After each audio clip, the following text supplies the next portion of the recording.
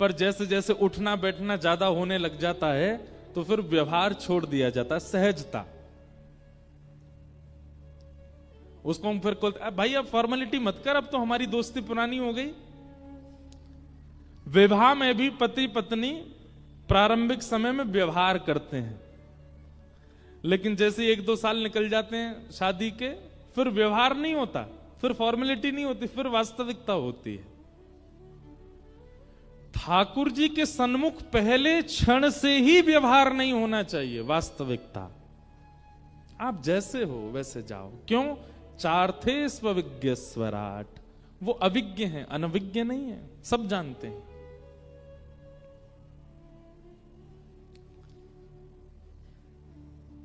तो ठाकुर जी कैसे, कितने भी राक्षस आए सबको पहचान गए, चाहे पूतना सुंदर बन करके आई, चाहे सक्टासुर रूप बदल करके आया, चाहे तृणावर्त रूप बदल करके आया, ठाकुर जी सबको पहचान गए। तो यहां इसी बात का प्रतिपादन किया जा रहा है कि ठाकुर जी सबको जानते हैं, इसलिए रूप मत बदलिए उनके आगे। और विशेष रूप से ठाकुर जी ने उनका वध किया जो रूप बदल करके आए। ठाकुर जी को व्यवहार प्रिय नहीं है, वास्तविकता। तेने ब्रह्म हृदय आदि कवये मुह्यन्ति यत्सूरय, जिन्होंने ब्रह्मा आदि कवि को भी अपनी लीला से उसके मोह को, उसके भ्रम को दूर किया, गिरिराज धारण करके इंद्र को भी अपना आस्वादन करा दिया। तेजो वारी मृदाम यथा विनिमयो यत्र शर्गो मृषा। बहुत सावधानी से सुनिएगा। पृथ्वी, जल, अग्नि, वायु, आकाश, ये 5 तत्व हैं।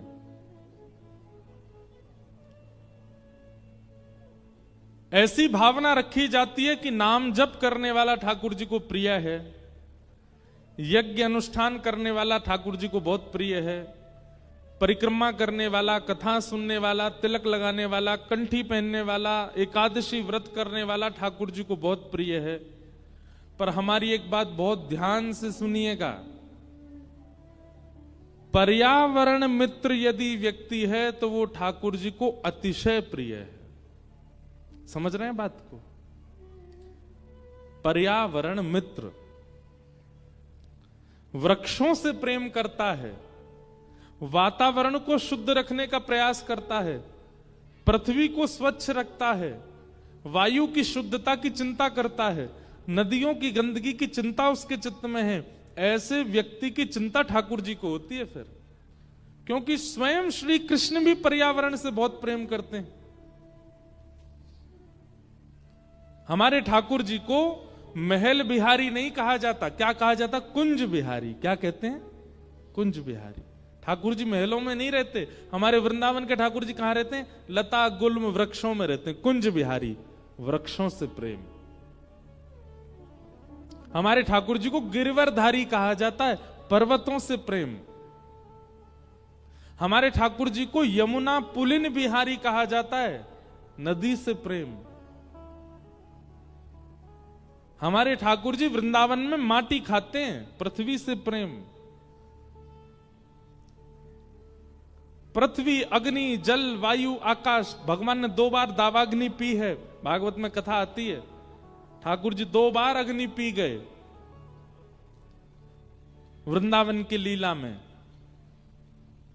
अग्नि की पवित्रता का भी ध्यान रखते हैं।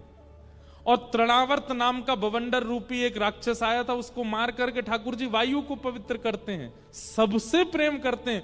पर्यावरण शुद्धिकरण का ही काम किया है श्री कृष्ण ने अवतार धारण करके। और हम यदि तिलक लगाते हैं, यज्ञ करते हैं, जप करते हैं, कंठी पहनते हैं, एकादशी करते हैं, लेकिन पर्यावरण को शुद्ध नहीं रखते, ठाकुर जी प्रसन्न नहीं रहेंगे। इसलिए हमारी हाथ जोड़ के प्रार्थना, अगर आप वैष्णव धर्म अपनाते हो तो पर्यावरण मित्र भी बनिए। अगर आपके चित्त में पर्यावरण की चिंता नहीं है तो आपके द्वारा किए गए व्रत, नियम, धर्म, अनुष्ठान आदि आदि, इनसे ठाकुर जी प्रसन्न नहीं होंगे। ठाकुर जी को पर्यावरण बहुत अच्छा लगता है। हमारे वृंदावन से तो हम थोड़े से उदास हैं, वृंदावन से उदास नहीं है। वृंदावन आने वाले और वृंदावन के प्रशासन के लोग वृंदावन के प्रति बिल्कुल चिंता व्यक्त नहीं करते। वृंदावन में वन नहीं बचे, वृंदावन में हम स्वयं वृंदावन निवासी हैं। 28 वर्ष की आयु हो गई। 28 वर्ष में पिछले 11-12 वर्षों में आचमन तक नहीं किया होगा अच्छे से यमुना जी का। है ही नहीं जल ऐसा आचमन कर सके। कभी कभी मन में बहुत चिंता होती है कि श्री ठाकुर जी को हम कैसा वृंदावन प्रदान कर रहे हैं। भीड़ तो बहुत हो रही है वृंदावन में, रसिकों की और दर्शनार्थियों की भीड़ तो बहुत हो रही है, पर ठाकुर जी को जो चाहिए वो वृंदावन हम नष्ट करते जा रहे हैं। इसलिए हमारे आपसे प्रार्थना है, हम तो चाहते हैं कि हम ऐसी कोई पहल लेकर के चलें। कथाओं में इतने वैष्णव आते हैं, इतने युवा आते हैं, वृंदावन को पुनः वन बनाया जाए, वृंदावन फिर से वन बने, वृंदावन में यमुना जी परम पवित्र हो जाएं, शुद्ध हो जाएं। हमारे ठाकुर जी शायद फिर से रमण करने लगेंगे वृंदावन में।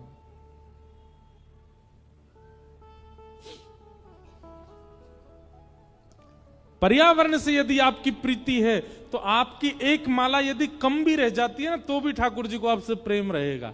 लेकिन आप 108 माला करते हैं लेकिन पर्यावरण के प्रति आप बिल्कुल सजग नहीं हैं, तो ठाकुर जी को आपसे प्रीति नहीं हो सकती।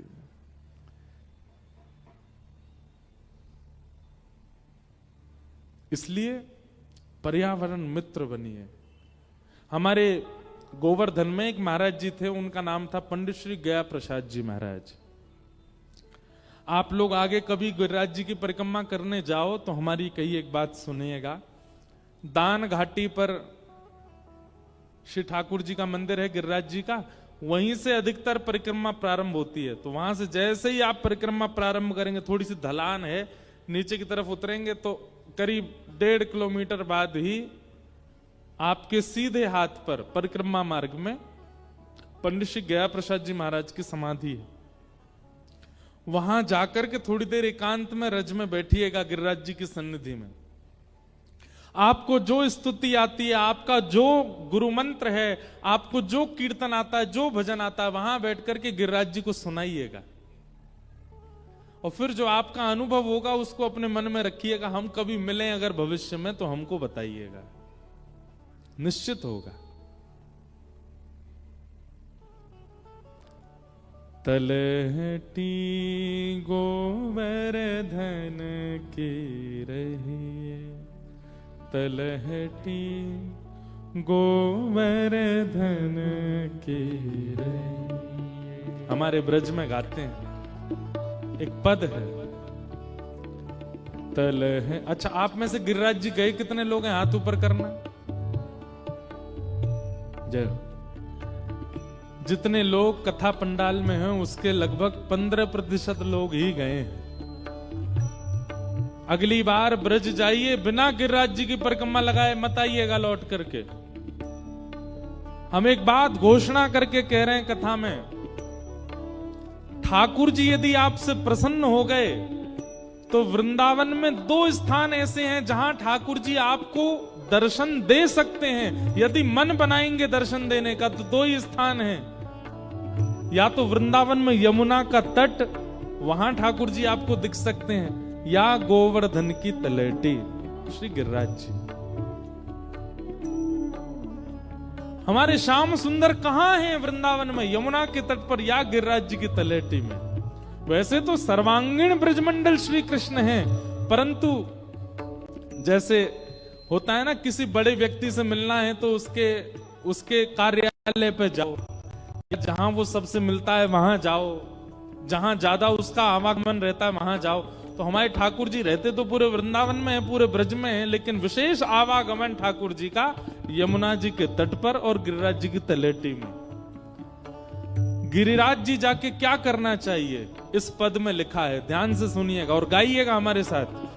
तलहटी गोवर्धन की रहिए, तलहटी गोवर्धन की रहिए। हो तन पुलकित ब्रज रज में लोटत, तन पुलकित ब्रज रज में लोटत। वृंदावन में, हमारे ब्रजमंडल में, भैया देखो कल हमने कथा में कहा था कि रांची की ये कथा पूर्ण रूपेण ब्रज के भाव से ही कहेंगे हम। और इसमें कारण ये है कि इतना ब्रज ब्रज ब्रज ब्रज चारों ओर दिखा दिया हमको कि अब हम यहाँ ज्यादा ज्ञान वैराग्य की चर्चा कर नहीं पाएंगे, हमको वृंदावन ही याद आ रहा है यहाँ पे। इसलिए सुनिएगा ब्रज भाव। वृंदावन में जाइए और जाकर के महाराज वृंदावन की रज में यमुना जल मिलाइए और यमुना जल मिला करके सिर पर लगा लीजिए, अपने गालों पर लगा लीजिए, बढ़िया रज यहाँ लगा लो। सुंदर वृंदावन की रज में लौट करके अपने सर्वांगीण अंग को ब्रज रज में अंकित कर दो। उससे क्या होगा? तन ने जितने भी पाप किए होंगे, तन से जो भी पाप बन चुके होंगे, सब नष्ट हो जाएंगे वृंदावन की रज से। तन पुलकित ब्रज रज में लोटत, तन पुलकित ब्रज रज में लोटत। गोविंद कुंड में नैये, गोविंद कुंड में नैये, तलहटी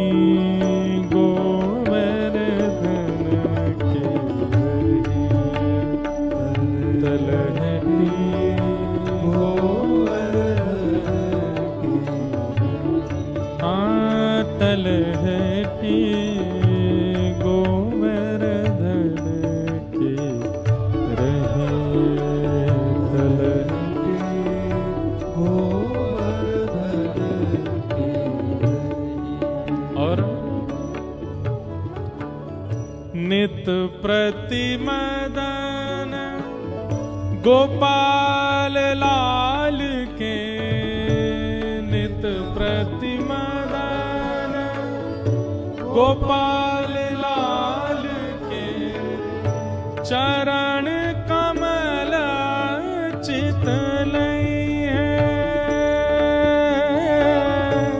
चरण कमल चित लइहे। देखो जितनी देर आप वृंदावन में रहते हैं उतनी देर ठाकुर जी के त्रिभंग चरण, ये नीचे चरण है ना ऐसे त्रिभंग चरण, श्री राधारमण जी के त्रिभंग चरण, राधा वल्लभ जी के त्रिभंग चरण, इन चरणों का चिंतन करते रहिए। हम लोग क्या करते हैं? नेत्र बंद करके मुखमंडल का स्मरण करते हैं, राधा वल्लभ जी ऐसे, राधा रमण जी ऐसे, बिहारी जी ऐसे। नहीं, चरणों को गाड़ करके देखिए। बिहारी जी के तो चरण ही नहीं दिखते, साल में एक बार दिखते हैं बस। बहुत अनमोल वस्तु होती है ना, वो कभी कभी दिखाई जाती है। सोचो चरण कितने अनमोल हैं। ठाकुर जी मुख तो रोज ही दिखाते हैं अपना, चरण कभी कभी दिखाते हैं। इसलिए जब चरण देखने को मिले, ठाकुर जी के चरणों को गाड़ करके देखिए और उनको चित्त में बैठा लीजिए। और वृंदावन में जितनी देर रहो, बार बार नेत्र बंद करके त्रिभंग चरणों का स्मरण करते रहो। आप लोगों को ये बात यहां बैठ करके इलॉजिकल लगेगी, लेकिन जब वृंदावन जाओगे ना, तब आप याद करेंगे इस भाव को। ठाकुर जी के चरण कैसे हैं? संचिंतयेद भगवतश् चरणारविंदम वज्रांकुशध्वज सरोरुहलांचनाड्यम उत्तुंग रक्त विलसन नख चक्रवाल। श्री ठाकुर जी के चरणों में ऐसे ऐसे चिन्ह हैं कि उस चिन्ह से हमारे विकार, हमारे दोष, हमारी आपत्ति, हमारी पीड़ा, हमारे विषाद, वो सब नष्ट हो जाते हैं। कई लोग कहते हैं ना, हमारा मन नहीं लगता, हमारा मन स्थिर नहीं रहता, मन भागता रहता है। ठाकुर जी के चरणों का रोज स्मरण किया करो।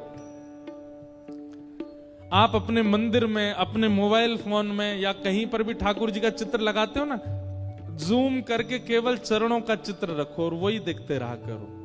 उसी से ही फर्क दिखने लग जाएगा, आपका मन स्थिर होने लग जाएगा। वृंदावन में जितनी देर रहो, ठाकुर जी के बार बार नेत्र बंद करके चरणों के स्मरण करते रहो। ये पॉइंट्स याद रखने हैं आपको। पहला क्या था? तन पुलकित ब्रज रज में लोटत, गोविंद कुंड में नहिए। गोविंद कुंड में, सुरभि कुंड में, या फिर श्री यमुना जल में स्नान करो और ब्रज की रज अपने अंग से लगा लो। और जब तक वृंदावन में रहो ब्रज रज लगी रहनी चाहिए अंग से। और दूसरी बात क्या है? नित प्रति मदन गोपाल लाल के चरण कमल चित लई है। ठाकुर जी के श्री चरणों का स्मरण करते रहिए जितनी देर वृंदावन में रहिए। और तीसरी बात बहुत जरूरी, ध्यान से सुनिएगा, रसिक प्रीतम हित चित की बातें श्री गिरधारी जी सो कहिए। जब आप गिरिराज जी जाओ तो वहीं पंडित गया प्रसाद जी महाराज की समाधि है, बिल्कुल वन है, वहां ज्यादा कुछ नहीं, केवल बंदर होंगे और कोई नहीं होगा। वहां जाकर के किसी कुंज के नीचे चुपचाप बैठ जाना।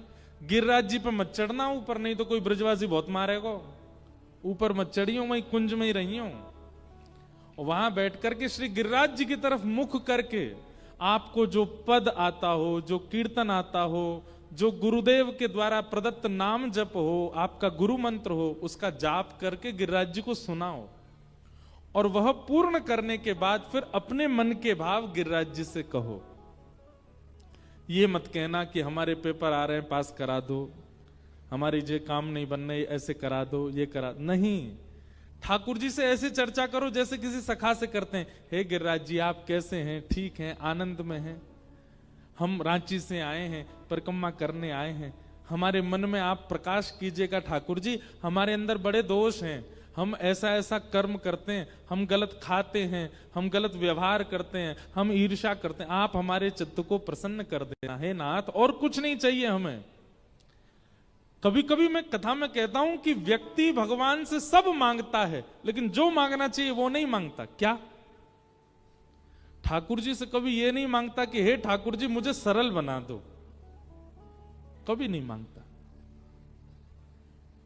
ठाकुर जी से कहेगा धनवान बना दो, करोड़पति बना दो, योग्य बना दो, ऐसा बना दो, मेरे बच्चे ऐसे कर दो, पत्नी ऐसी कर दो। पर कभी ठाकुर जी से ये क्यों नहीं कहता कि मुझे सरल बना दो, मुझे सहज बना दो, मुझे निर्मल बना दो? कभी नहीं कहता, कोई नहीं कहता।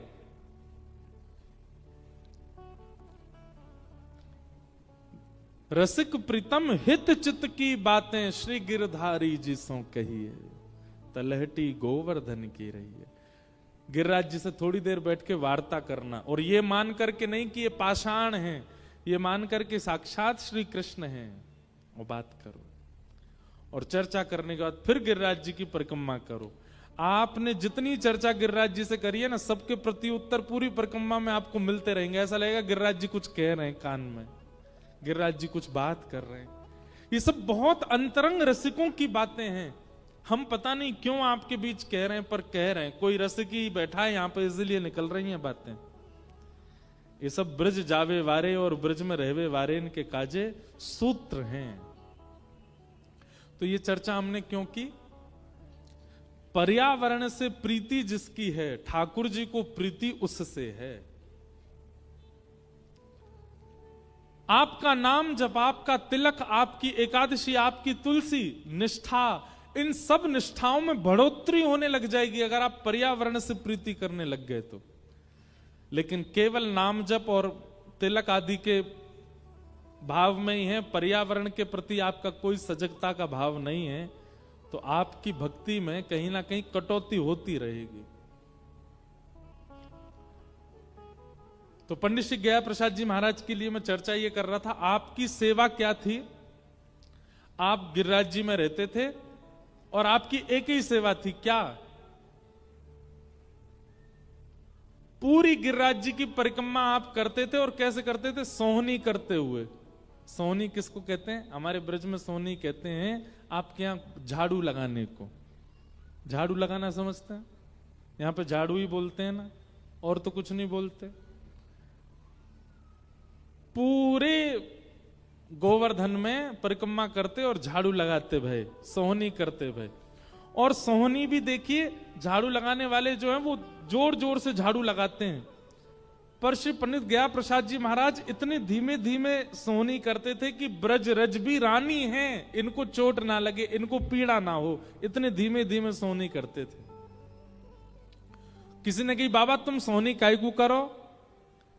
तो बोले अरे तू जाने ना है, नंद को लाला आवेगो, आकर के यहाँ विचरण करेगो, और कहीं वाके पामन में कांटे लग गए तो, वाके पामन में कछु गंदगी लग गई तो, या हमारे में सोहनी कर रहा हूं पूरे ब्रजरज की।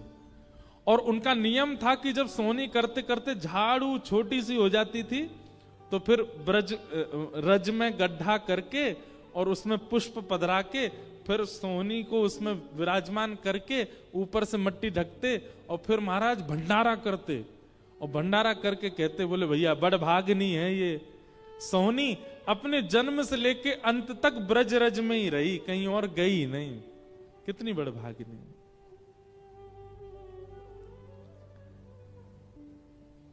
अद्भुत भाव है ब्रज का। ऐसी सेवा भाव हमारे चित्त में कब आएगा ठाकुर जी के प्रति, ब्रज के प्रति?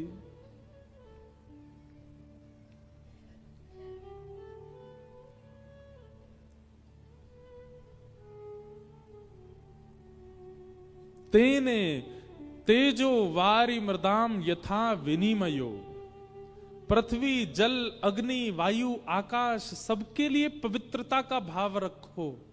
ये ठाकुर जी स्वयं ऐसा भाव रखते हैं।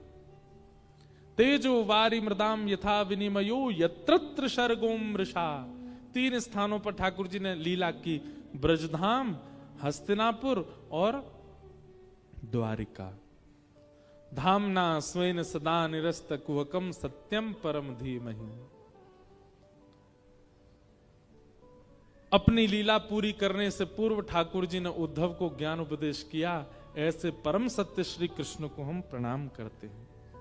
संपूर्ण कृष्ण लीला एक ही श्लोक में, ये भागवत जी का पहला श्लोक।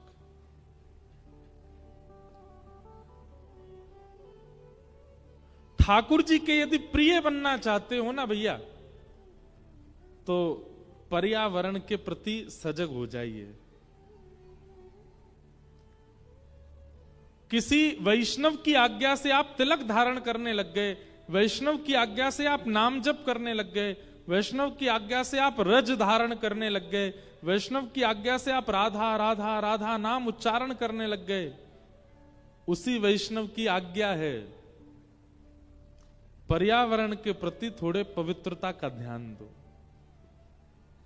ठाकुर जी उससे प्रसन्न होते हैं। पर्यावरण के प्रति सजगता और गौ सेवा के प्रति सजगता। हम एक बात और कहते हैं कथा में, अगर किसी व्यक्ति को गौ सेवा से घृणा होती है ना, या गोबर से, गौमूत्र से, गैया से थोड़ा भय लगता है, तो ये समझ जाओ जाकू गैया ते डर लगे ना, ठाकुर जी को वाते डर लगे। जो गैया के मारे डर जाए ना, ओ गैया आ गई भागो, ऐसे ही वो व्यक्ति जब ठाकुर जी के पास जाता होगा तो ठाकुर जी को ओ भैया डर लग रहा भागो, ये मेरी गैया ते डर है, मुंह यहाँ ते डर लगे। और जिस प्रकार गौ गोबर से जिनको दुर्गंध का अनुभव होता है, गौमूत्र से दुर्गंध का अनुभव होता है, ठाकुर जी को उनसे दुर्गंध का अनुभव होता है। इसलिए गौ सेवा और पर्यावरण सेवा, ये 2 सेवा चित्त में लेकर के आइए, तभी ठाकुर जी आपसे प्रेम करेंगे।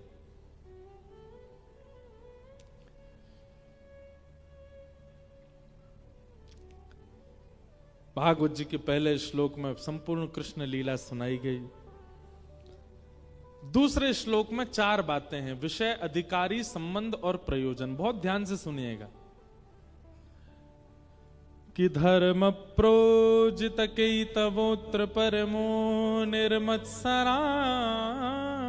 सताम् वैद्यं वास्तवमत्र वस्तु शिवदं तापत्रयोन्मूलनम्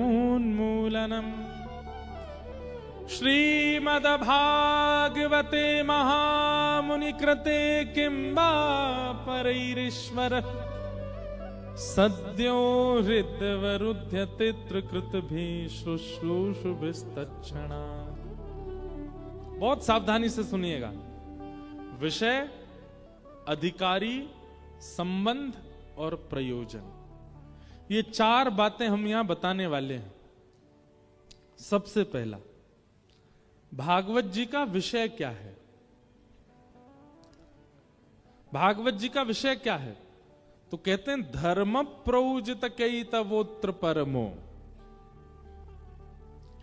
सुनने वाले के चित्त में, सुनने वाले के मन में परम धर्म के प्रति सजगता प्रकट होना, यह भागवत का विषय है। परम धर्म किसको कहते हैं? तो धर्म और परम धर्म 2 बातें। आप इस संसार में रहने के लिए, 3 समय की रोटी खाने के लिए, परिवार चलाने के लिए जो कर्म करते हो वो धर्म कहलाता है। लेकिन इस संसार के बाद परलोक प्राप्ति के लिए, भगवत धाम की प्राप्ति के लिए जो कर्म करते हो वो परम धर्म कहलाता है। समझ में आई बात? अपने परिवार के पालन के लिए, 3 समय की रोटी पाने के लिए, एक प्रकार से व्यवहार निभाने के लिए जो भी कर्म आप करते हो, आप दुकान चलाते हो, आप जॉब करते हो, आप बिजनेस करते हो, आप ड्राइवर हो, आप पायलट हो, आप जो कुछ भी हो, सजगता से और बिना किसी घोटाले के, बिना किसी अपराध के आप जो कर्म करते हो वो धर्म कहलाता है।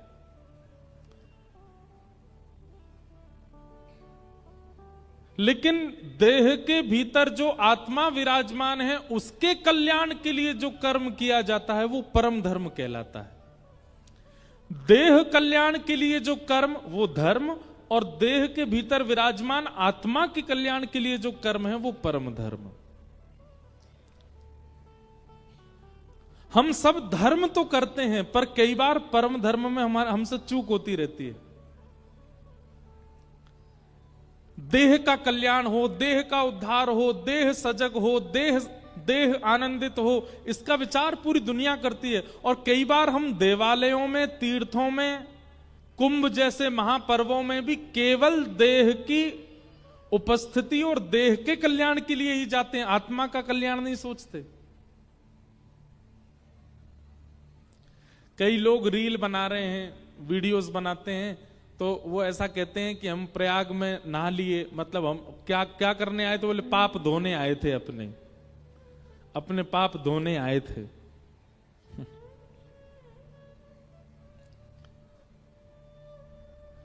आप प्रयागराज कुंभ गए और संगम में स्नान करने के बाद भी वैसे ही हो जैसे पहले थे, तो फिर आपके कोई पाप नहीं धुले। भाई हॉस्पिटल गए हो, बीमार थे इसलिए गए हो, लेकिन जब डिस्चार्ज होके आओगे तो पहले से स्वस्थ होने चाहिए ना। अगर आप डिस्चार्ज हॉस्पिटल से होकर के आए और जैसे पहले थे वैसे ही हो, अभी भी खांसी गई नहीं, अभी भी नींद नहीं आ रही, अभी भी मन खराब हो रहा है, अभी भी बुखार आ रहा है, तो फिर आपका हॉस्पिटल जाना बेकार था।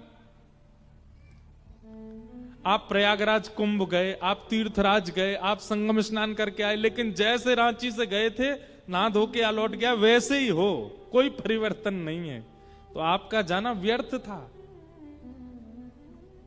लेकिन आप गए और जाके स्नान करके लौट करके आए महाराज, तो विचारों में परिवर्तन आ गया, बोली चाली में परिवर्तन आ गया, व्यवहार में परिवर्तन आ गया।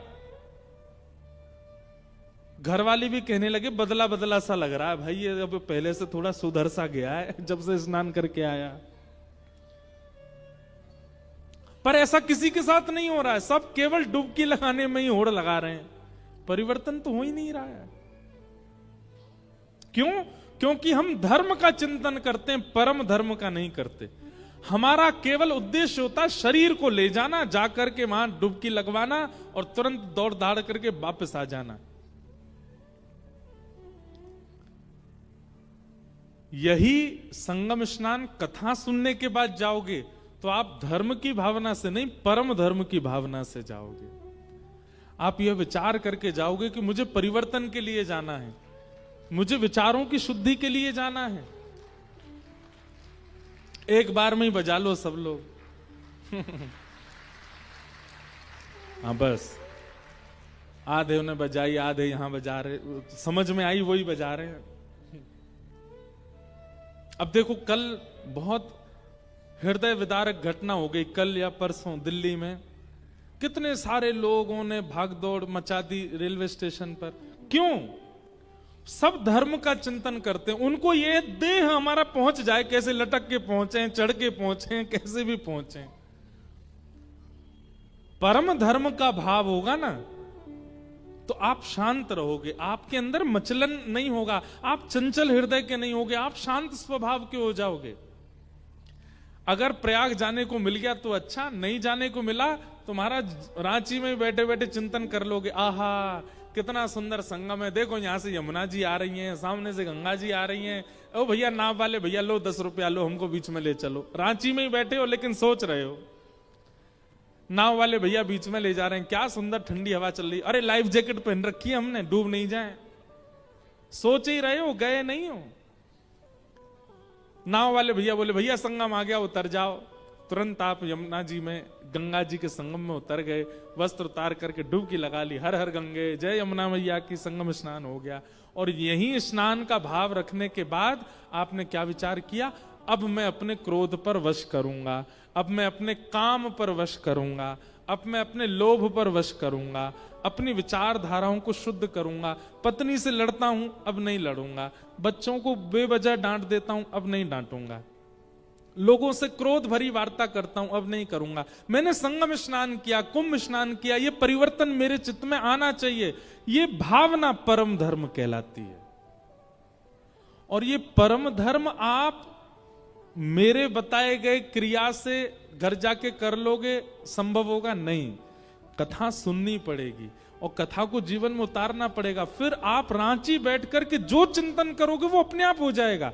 आप सोच लोगे मुझे काम पर वश करना है, धीरे धीरे काम घटने लगेगा। आप सोचोगे मुझे क्रोध पर वश करना है, धीरे धीरे क्रोध घटने लगेगा। परिवर्तन की स्थिति लाएगी कथा ही, कथा के बिना नहीं हो सकता। क्यों? क्योंकि कथा परम धर्म सिखाती है। कथा का विषय क्या है? परम धर्म। और परम धर्म का मतलब देह का कल्याण नहीं, आत्मा का कल्याण। उसके लिए करना क्या पड़ेगा? गुरु के वचन अटल कर मानो, साधु समागम कीजिए। भैया, जिसके प्रति भी आपका गुरु भाव है, गुरु का मतलब क्या होता है? जिसकी आज्ञा मानने में आपको दूसरी बार सोचना नहीं पड़ता, उसकी कही गई बात आपके लिए पत्थर की लकीर है। ऐसा एक गुरु सबके जीवन में होना चाहिए। बहुत ध्यान से सुनिएगा। लोग बाग पूछते हैं महाराज जी गुरु होना चाहिए जीवन में? होना चाहिए, पर जिनसे दीक्षा ले ली उनकी बात नहीं मानते तो ऐसे गुरु का कोई अभिप्राय नहीं। गुरु कैसा होना चाहिए? जिनके मुख से निकली हुई बात पर आपको दूसरी बार चिंतन नहीं करना पड़ता। एक बार कह दिया, आपके लिए पत्थर की लकीर, आप करने लग जाते हो उस कार्य को। ऐसा गुरु सबके जीवन में होना चाहिए, चाहे वो मां के रूप में हो, चाहे वो पिता के रूप में हो, चाहे वो पत्नी के रूप में हो, चाहे वो पति के रूप में हो। लेकिन हां सुनिए एक बात, हमको सब चीज सिक्योर करके बोलनी पड़ती है, क्योंकि लोग कुछ भी सोच लेते हैं। पत्नी की आज्ञा सुधारने वाली होनी चाहिए तो ही वो गुरु है। वो बिगाड़ने वाली आज्ञा करती है तो गुरु नहीं है। पति की आज्ञा सुधारने वाली है तो ही वो गुरु है, नहीं तो वो गुरु नहीं है।